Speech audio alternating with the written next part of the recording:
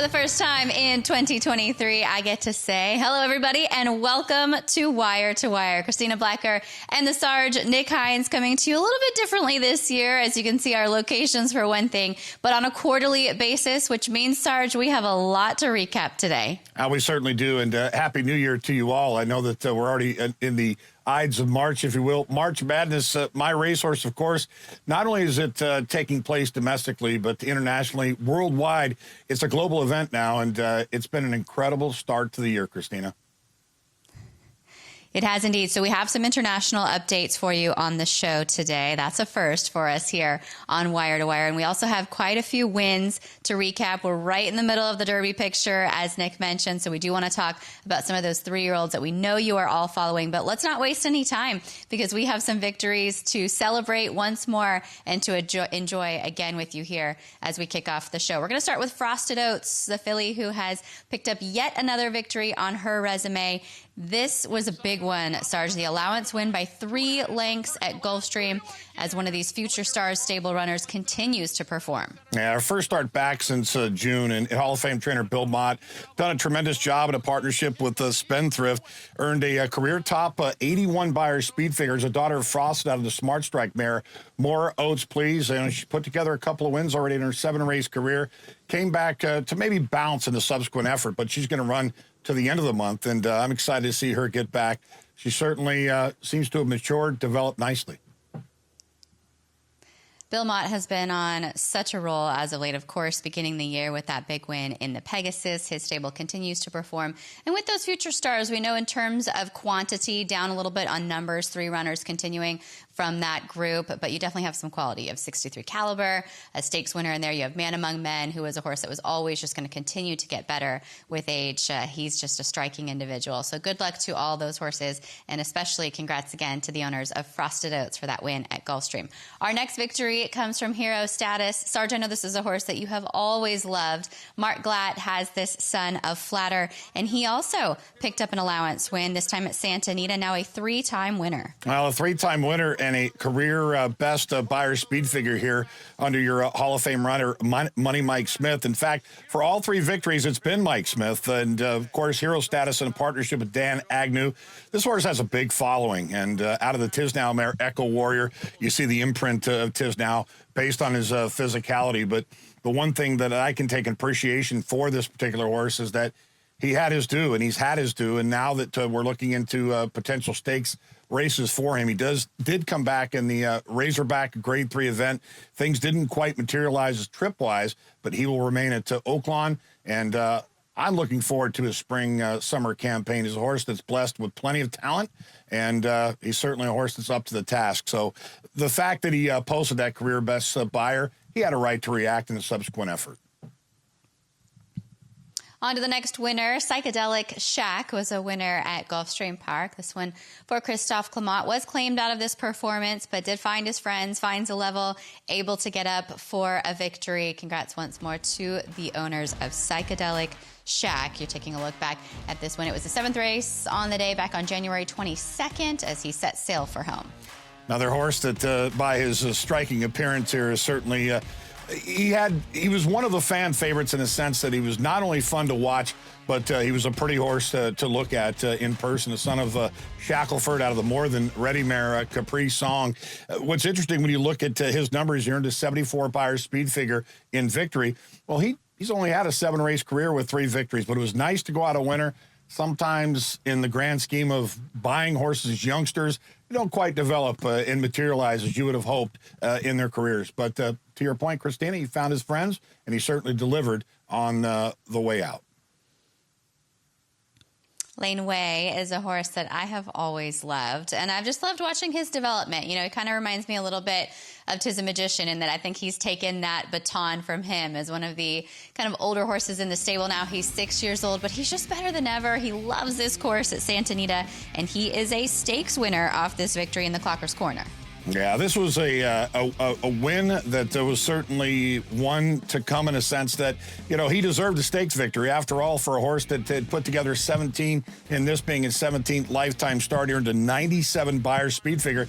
Not only the fact that at Santa Anita he was a course record holder, so again, it was one of which, for this particular horse, a son of the great Into Mischief, this was certainly something he deserved, and especially for the partners who had stayed the course, as MyRacehorse owns Laneway exclusively.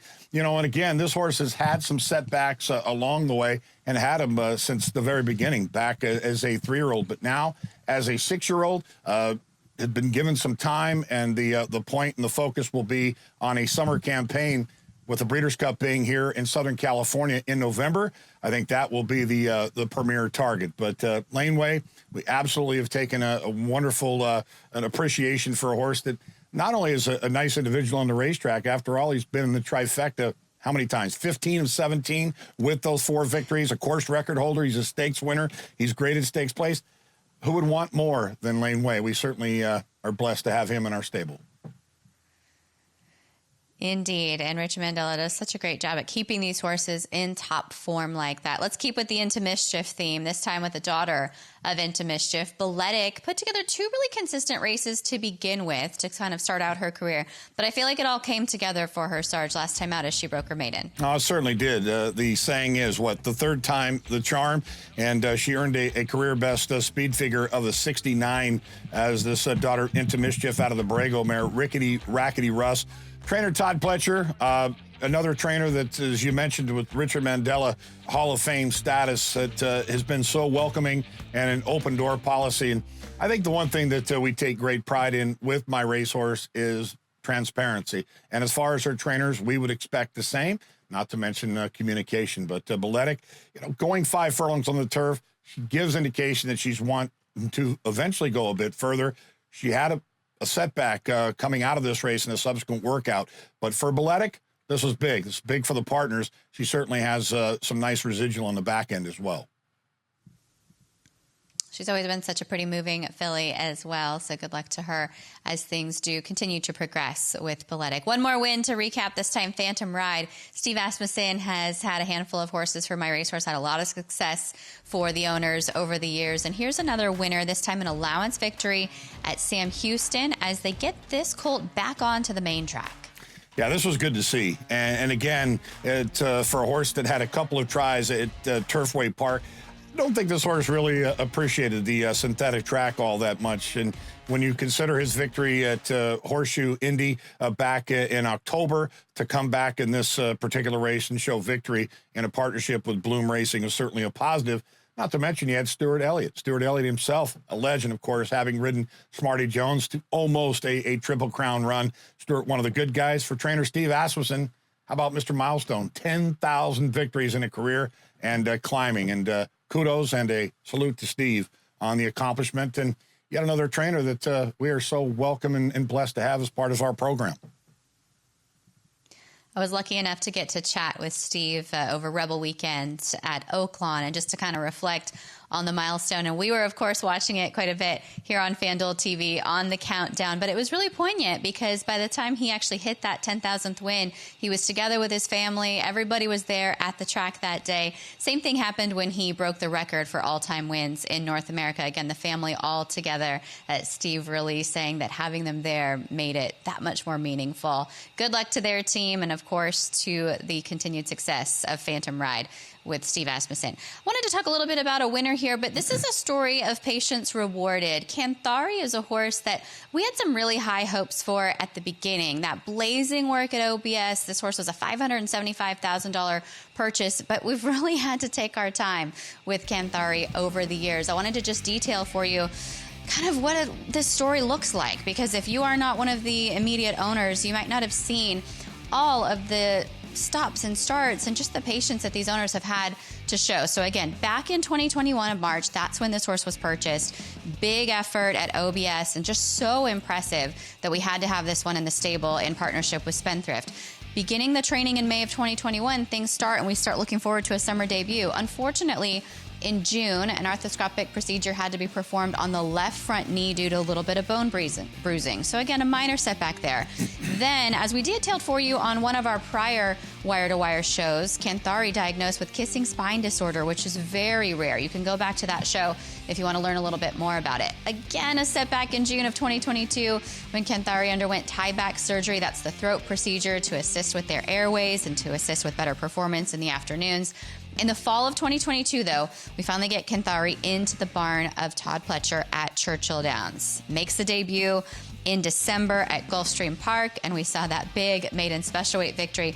And now, Sarge, we're sitting on a colt here, a son of Kantharos, who's 2 for 2.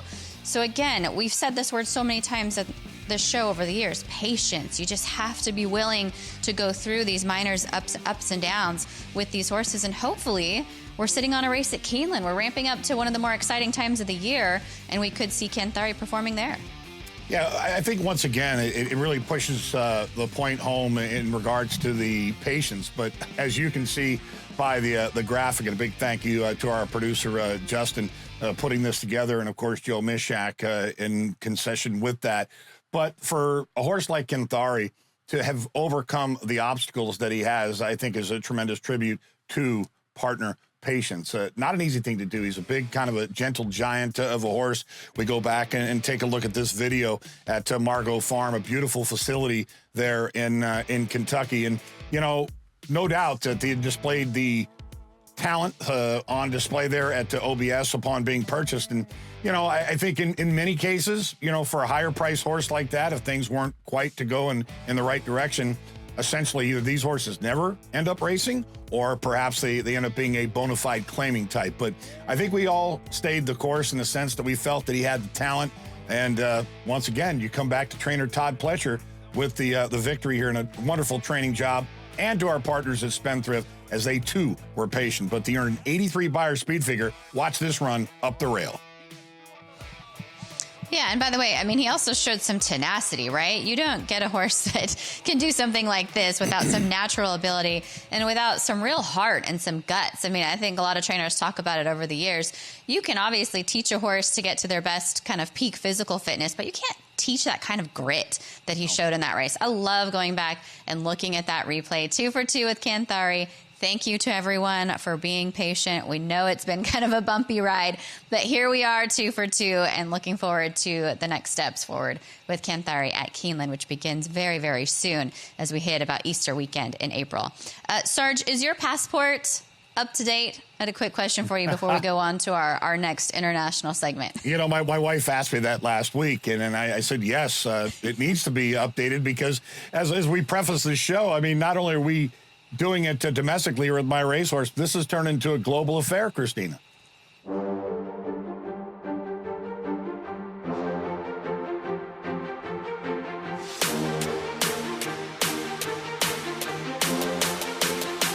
Infatuation beats a little pumper, but not close enough. So Unusual has won it.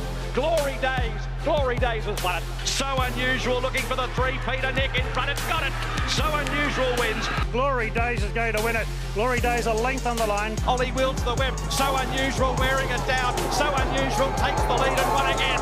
So Unusual and Nick spread right across the track. Arctic Fairy, Oh High is coming through with Little Miss QB. Arctic Fairy just in front and won.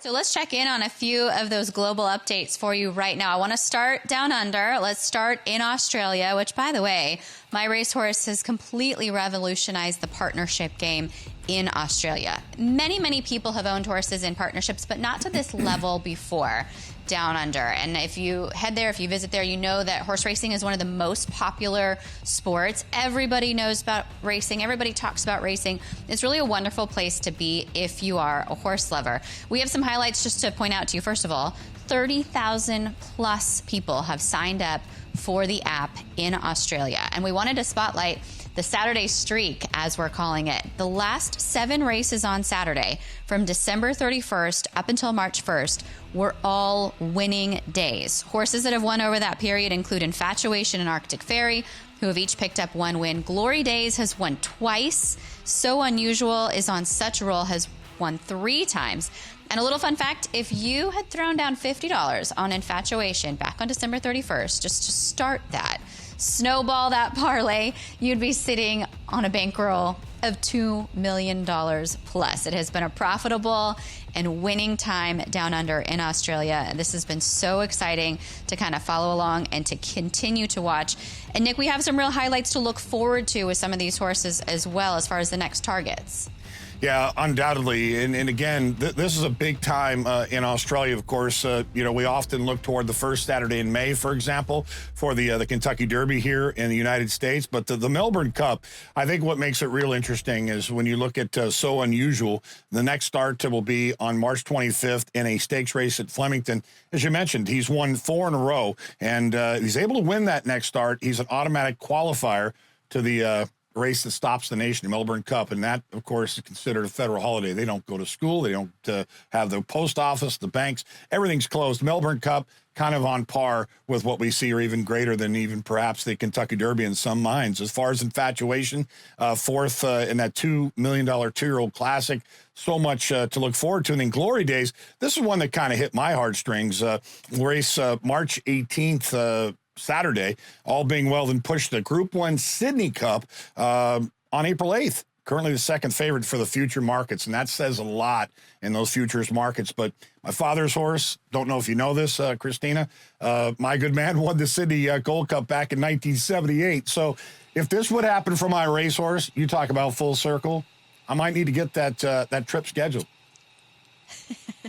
I had no idea, Sarge. I love the international family update for you there. Yeah, jump on that plane. It's only a cool 18 hours over to Australia. Hopefully you and I will both get the chance to make it over there for some of those big races at some point. And good luck to the folks in Australia that have signed up. Speaking of international updates, I had a chance to do another show earlier this week with the other Nick, with Nick Luck. We were talking about the Royal Duet. This is a new offering that is available on the app right now. Some young horses that, fingers crossed, the target would be to run at Royal Ascot. If you missed that show, we wanted to share a little clip with you right now. Take a look.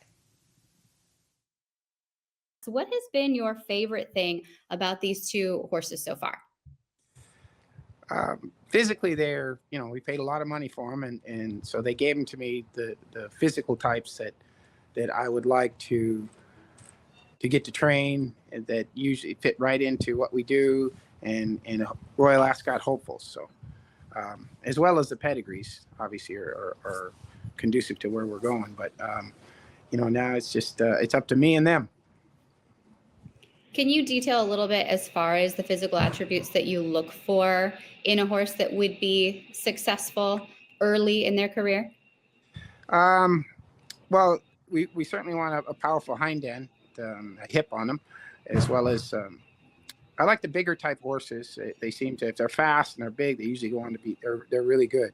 A lot of smaller horses can be fast just because they're agile and quick. But if you get a big ones like we have, and they're fast, which I've seen so far, hopefully they'll go on to be warrant going over to Ascot and be competitive. One of the things that's really set your horses apart, Wesley, is how forward they are, the speed out of the gate that's really sort of taken European horses who are a little bit slower to learn by surprise. But oftentimes you're working with European pedigrees, so it's the similar raw material, but you're getting a training edge. How do you achieve that? Just a lot of schooling in the gate, to get them to where it's not like a big scary monster when you first go into it with them. We start very slow and just kind of walking them through for 30 or 40 times before we ever close the doors up on them, to where they're very used to it. And then we'll go ahead and we'll start to just kind of close the doors in the front and behind, kind of like you're in a horse trailer, and or on a horse plane, like the one colt has been to come over here, and where it's just they're not scared. And then we'll open the front of the doors after standing, and we'll let them walk out for the first few times, and then gradually jog out, gallop out, and then we get to where we can break them and then stand them as well, to where that they're not so anxious and nervous in there. Taking a look at a Breeze from the Justify filly at Payson Park here in February. So they're continuing to train on these horses and getting ready for hopefully a spring debut. Wesley, our next question from an anonymous person out there on the web. They say, I have seen Wesley Ward's success with 2-year-olds in the past. Is interval training one of his methods? And if not, what methods do you use? No, interval training is where you train them sort of twice in a day or multiple times in a day. I just train once. They come out and we take a long time. You know, it's a big long walk to the track and a long walk back, and just spend a lot of time with them. How much do you think it's training physical and training between the ears, training them mentally as well, Wesley? Well, each horse is different. These two are highly intelligent horses. Some of them get nervous, especially when you start breezing, and then all of a sudden the light bulb goes on. You got to kind of slow them mentally down. But these two in particular, they're very, very intelligent horses and do everything right. Wesley, let's talk about the horses themselves. Paul Constantino asks, if they're race ready at Keeneland, will the Justify filly and Kanthari colt be targeting the 4.5 furlong dirt races or the 5.5 furlong turf races? More likely than not, we're going to be targeting the grass. That's what they're bred for. There's those races at Keeneland. There will be also races at Churchill and also as well at Belmont. So we'll try to circle around the three. We also have an option in the synthetic track up at Woodbine. And so, you know, as the horses, I'm not going to push them to the race. I'm going to let them tell me as we get closer to a race where to go. It was great to spend some time with Wesley Ward to learn a little bit more about these two horses, the Royal Duet, again, the Justify filly, that's her on the right there with the big blaze on the chestnut filly, and the Cotai Glory colt. They are offered as a bundle, $202 a share. That is available on the website right now and on the app. And Wesley's saying that they are making good strides in their progress. He's hoping to debut them at Keeneland, and then fingers crossed on to Royal Ascot. The show itself was about 30 minutes, so if you would like to check out the show in its entirety, it is available on the MyRacehorse YouTube channel. And I want to thank you all at home because we had nearly 100 questions. Thank you, everybody, for sending in those questions. Hopefully we were able to answer as many of them as possible, or if we didn't get to yours, hopefully something he said overlapped a little bit as far as just the topics went, and you were able to get the answer that you were looking for. Good luck to those that have bought in to the Royal Duet. Sarge, I wanted to ask you about a horse that I actually had the chance to see when I was at Oaklawn for the Rebel. Chasing Time was a winner once more there, splashing home on Rebel Day. We had quite a bit of weather, but he certainly enjoyed the conditions. Well, he enjoyed the conditions, and obviously he's put together a couple of wins there at Oaklawn Park and was essentially on the Derby trail last year when things didn't quite go as we would have hoped. But having a young horse with promise can be sort of a blessing and a curse, I guess, at the same time. Only a select few show the promise of being able to compete in Triple Crown preps, and even fewer go on to the big show, so to speak. But in the case of Chasing Time, it's a horse that has always shown a ton of ability and, winning 2 of his first 5 races before hitting the Triple Crown trail in 2022 when he wasn't able to kind of get over the hump, kind of speaking in those terms. But all in all, this victory, his third, of course, saw him earn a career best Beyer speed figure of an 89 and pushing those career earnings in excess of $335,000. But, the fact that he did go on eventually to run decently in the spring, summer, despite taking on some, tougher, deeper fields early on in his 3-year-old career, you have to really appreciate a horse that has come back to do what he has. And this horse has a big following. We talk about fan favorites. I would have to rank him, I'd say probably in the top 5 at the very least. I mean, we got the OG we mentioned earlier in Lane Way. I think right now, as far as a fan favorite, he certainly ranks way up. 63 Caliber. I mean, she's been truly a winning comeback story. And, speaking of Kanthari earlier, Christina, when I hear kind of verse the setbacks that he had, I closed my eyes and I thought of Seabiscuit for a moment. So let's hope Kanthari, and that's the bottom line. I mean, the truth is in this game, these horses are like children. You and I both have kids at home. They get in the most precarious positions and have the strangest injuries that we learn about every day. But I think in the case of Chasing Time, I'm hopeful. I am hopeful that Steve Asmussen has got eyes on stakes coming. I think he's up to the task. I think the other point is that not only has he raced well at Oaklawn, but he's run well at Churchill. And as you well know, in the coming months, both tracks have some nice stakes races coming up. So Chasing Time, it's been a fun journey, but the party has just gotten started, I think, with him. Stake schedule is busy every weekend. There's always a big race to look forward to. And just because those first goals, that immediate goal, doesn't always work out, doesn't mean you don't find some lofty ones down the line. Chasing Time, definitely an example of that. Let's talk about the Derby picture a little bit more in general. We know everybody's been following along. We're kind of right smack in the middle of prep season. You see those big 50-point races being given out each and every weekend. We're going to jump into the 100-point races in a little bit. Sarge and I wanted to take a chance just to talk about a few of the top prospects that we've had our eyes on. And I think everybody, this was kind of an easy one. Forte, he is back at the top of the class. Your juvenile winner from last year, your 2-year-old champion, taking home the Eclipse Award. He came back in the Fountain of Youth, and this was a plan. Todd Pletcher, we've seen this with the other horses that he has for MyRacehorse. He gives them the time they need. He has a goal, and he trains them up to that performance. This is exactly what we saw from Forte, Sarge. And I think with the other 3-year-olds that we had seen thus far to this point, no one had really kind of put the exclamation point on their season just yet to say, look, I'm the horse to beat. Forte definitely came back as that horse, bigger, better, stronger, older version of himself.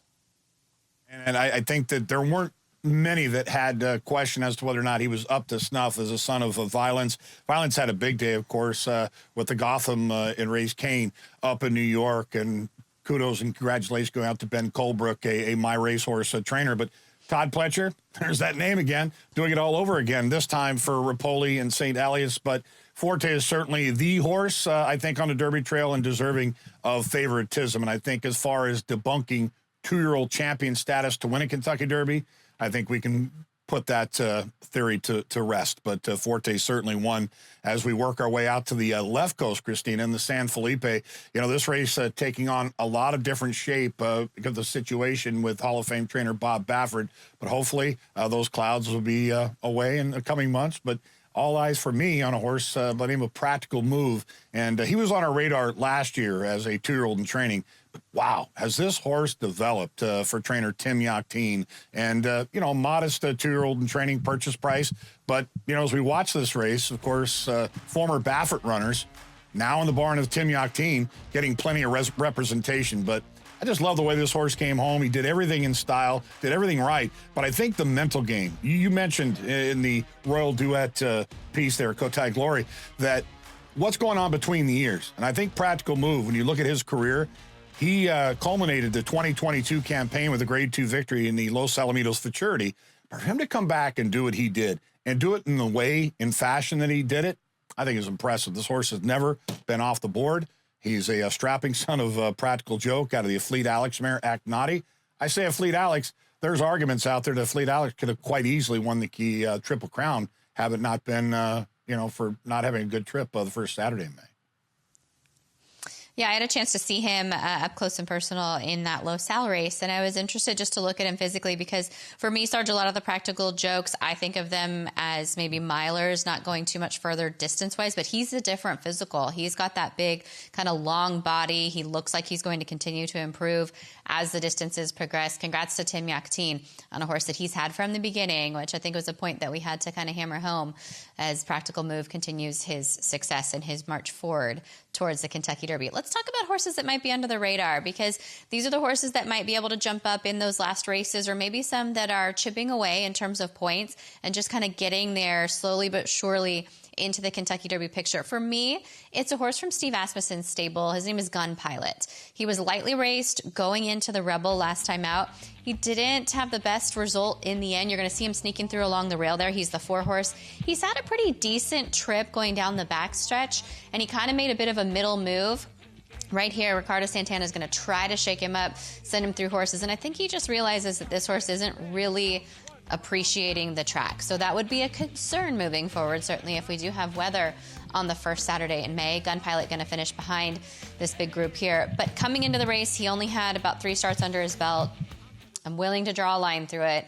They are not machines. I loved the progression that I saw from Gun Pilot up until that point, and I want to see what he can do back over a fast track, hopefully in the Arkansas Derby. So I am not going to give up on that son of Gun Runner just yet. He's under the radar. Let's hope that he can kind of turn things around in his next start. Yes. Sarge, how about you? Do you have a horse that might be one that everybody's not kind of focusing on just yet, that you're still hoping for more from? Well, we get kind of a 2-for-1, Christina, and it's out of the San Felipe. I mean, go Rocket Ride. I think you consider Hall of Fame trainer Richard Mandela. He's had a couple of, it's been a couple of unlucky. We're going to get there to the first Saturday in May, and things didn't quite happen. Omaha Beach comes to mind. Forbidden Kingdom last year was on that Derby trail. But go Rocket Ride. He was stepping up into this race off of just one start. And look at his action. He's the horse down toward the inside. Certainly has imprints of his great sire, Candy Ride. By the way, is the sire of Phantom Ride, who was able to come through for us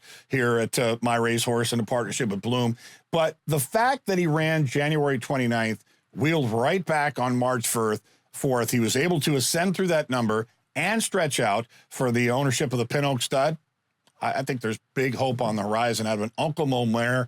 Of course, the Indian Charlie influence there, a horse that took him to the top of the stretch. The Kentucky Derby of the year, real quiet one for Bob Baffert. I know it's a short window, but this is 2023 and things have changed. I mean, we saw it a few years back with Justify, a lightly raced horse that went on to win the Triple Crown. But I think Go Rocket Ride, if he continues to progress in a short window, it could be the due for the Hall of Fame trainer Richard Mandela. So I'm a big fan of this horse. I know it's a lot to chew in a short amount of time, but I believe in him.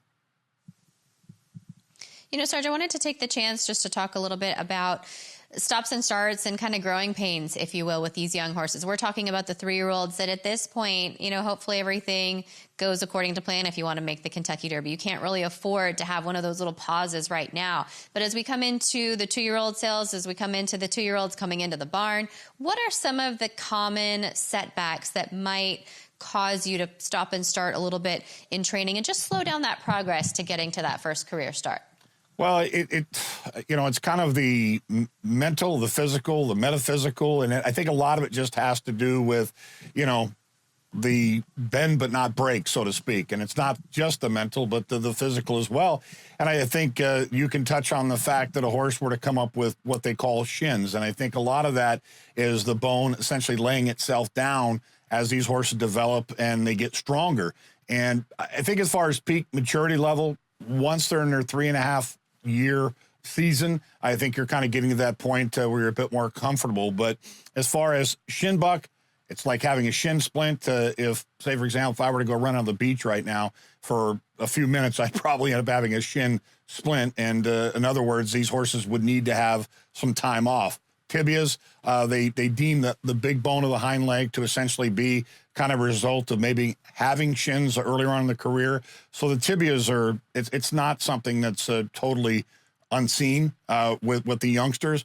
But I think a lot of it just has to do with progression and understanding when these horses resent or they tell you that they're not able to get to that next level, that you have to call a timeout. So, and I think as far as the mental aspect of it, as Wesley pointed out, you're trying to get horses not only prepared physically, fitness-wise, but also mentally, standing them in a gate, putting them in a trailer, backing them up, walking them through a starting gate, and, essentially putting them through a schooling process. So there's kind of a dual-edged sword here that you're dealing with. You just hope that you don't press enough that you essentially cut yourself, essentially taking one step forward and 2 steps back. So it is all about the developmental process. I mean, as far as soft tissue injuries, they happen, but not so much in a sense that the bone-related issues seem to be the more predominant factor when these horses are developing. And I think the 2 best case examples that I can use, 63 Caliber, having that throat situation earlier on in her career, and then you take a look at a horse like Kanthari, and we showed that graphic earlier on. So I think the bottom line is just be patient. Lane Way, I think, is the poster child for the MyRacehorse concept that we give horses time, they pay it forward. And at the end of the day, you have a course record holder, stakes winner, stakes placed son, or greatest stakes placed son of Into Mischief. So it is all trusting in the process, Christina. I think that's the best way to put it. But I think the bottom line is the process that we learn from these horses. They teach us every day. You mentioned Wesley Ward. He did talk about that a little bit on the Royal Duet. There's one more reason to go back and watch that show on the MyRacehorse YouTube channel if you have the opportunity. Wanted to switch gears a little bit and to get you all ready to kind of grab your calendar, mark your calendars for some of the events that are coming up in the future here for MyRacehorse. In terms of the owner experiences, there's a new owner catalog. And if you haven't had the chance to check this out, please do so, because it kind of maps out your year and it really pinpoints not only the big race days, but also the opportunities that are available to you as a MyRacehorse owner and some of the events that you can participate in. This catalog will help you pre-plan that year and your sort of racing related excursions. And you can also sign up right there within the catalog to receive more information about the events. You can purchase tickets online via some of the links that are right there embedded in the catalog. And just for example, there's definitely some things to look forward to in the next couple of weeks as we ramp up into Keeneland, as we get closer to Derby, as we continue on with horses running all across the country. Be sure to check that out if you haven't had the chance to, because it can kind of help you plan out your next trip, not only to see your horses run, but to meet your fellow owners, to make those connections and friendships that we all know this app and this ownership experience has brought so many of us together. One of the recent events that we wanted to highlight for you, and we talked about this on the show last year, was the OBS Showcase. We had the second annual OBS Showcase not long ago, and this event really grew. Over 500 people coming to Ocala to meet the new 2-year-olds. Sarge, 7 of the new MyRacehorse 2-year-olds took to the track, and many folks got a chance to get up close and personal with them, as you can see, those horses. This is one element of MyRacehorse, and the most important for the owners to have the experience in getting to know not only horses that they own, but horses that they may potentially own. I mean, obviously, when you're going to an NFL combine for those scouts, this is a hectic time of year.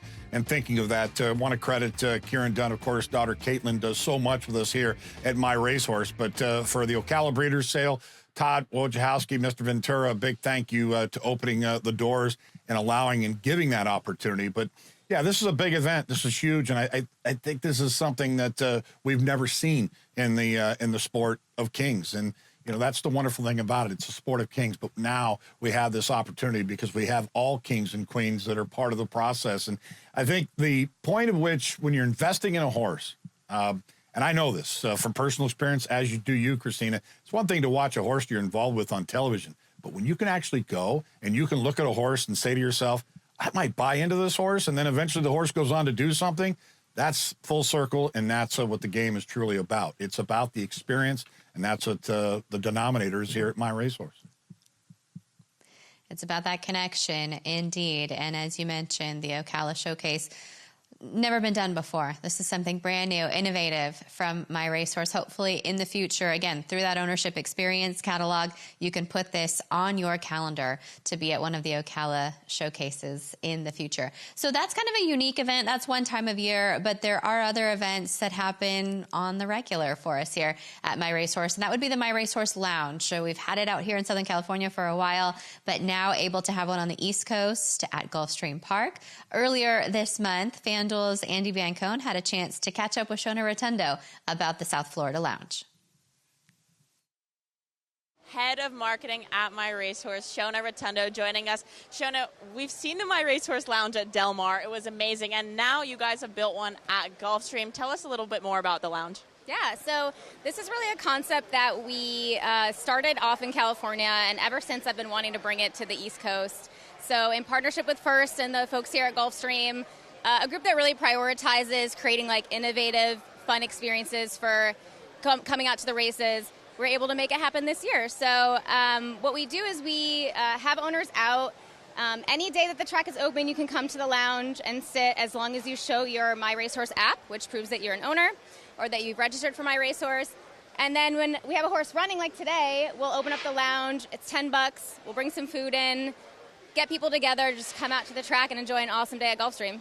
The atmosphere in here is just incredible. I mean, what is the plan moving forward with these lounges? Will you try to implement more of these at more tracks? I mean, I would love to bring the MyRacehorse Lounge concept to additional racetracks, some of the major tracks. It's definitely a labor of love. It's a big partnership, so we've had an amazing partnership through Gulfstream and just the First family in general. But, we have 50,000 active owners globally, 30,000 in America. So we just want to bring them out to the races. And, you can't guarantee a win. We'd love to. But what's nice about the lounge is that you can come out, enjoy the races. And regardless of the outcome, you're going to have a really awesome time. You have a reserved area. You're hanging out with other owners. And, yeah, it's just a great way to come out to the races. Well, you and the team have done a phenomenal job. There's food, there's a banner, there's fans, there's TVs, there's everything you need in this My Racehorse Lounge. So best of luck to you and the entire My Racehorse family with your runners today and moving forward through the meet. Thank you so much. Thank you.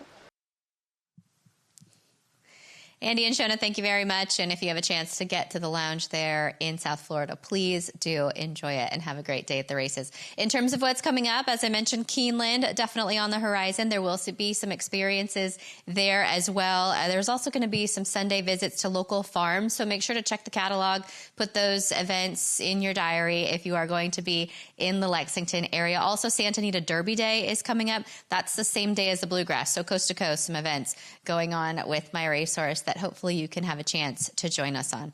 Sarge, that's just about going to wrap it up for us here on the first edition of Wire to Wire in 2023. What do we have to look forward to in our next show coming up in June? Well, I think it's going to be really exciting. I mean, knowing that the authentic yearlings are starting to come to fruition. Some wonderful pictures that have been posted out there.